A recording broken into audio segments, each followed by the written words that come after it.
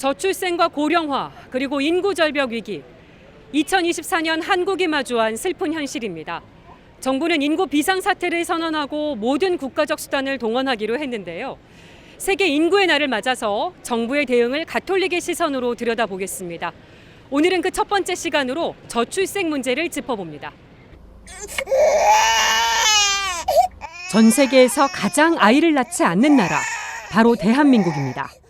지난해 출생아는 23만 명, 역대 최저는 말할 것도 없고 세계 최하위를 기록했습니다.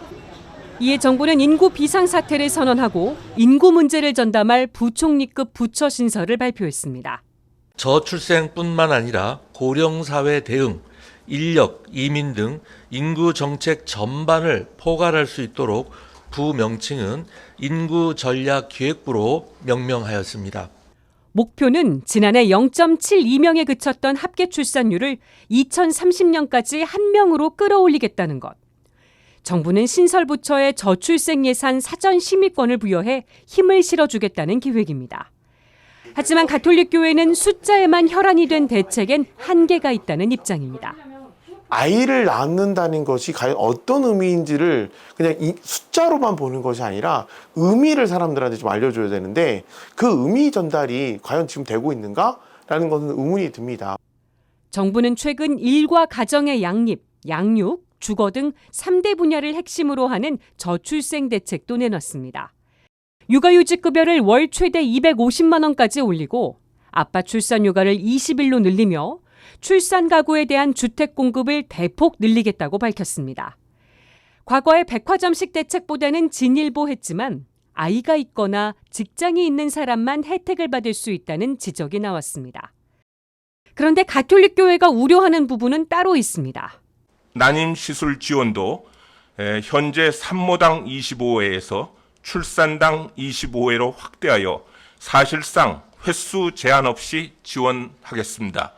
가톨릭교회는 난자와 정자를 몸 밖에서 인위적으로 수정시키는 인공수정과 시험관 시술 대신 여성의 가입력을 회복시켜 자연 임신을 돕는 나프로 임신법을 장려합니다.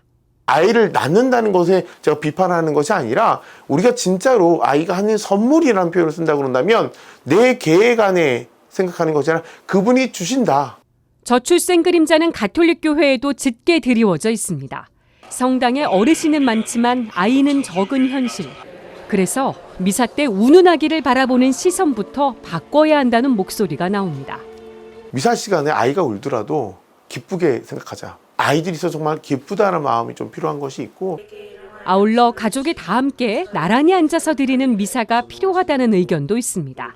아이들만 드리는 미사가 아니라 함께 드린다는 미사의 개념만 줘도 분명히 자연스럽게 신앙이라는 것, 또 가정이라는 것들이 자연스럽게 전달되는 것이 있지 않을까. 출생아 수는 사회의 희망을 나타내는 첫 번째 지표라고 말한 프란치스코 교황. 저출생 반전을 위해선 숫자에만 매몰되기보다 가정의 가치와 자녀의 의미를 일깨우는 일이 선행돼야 한다는 게 가톨릭의 입장입니다. CPBC 김혜영입니다.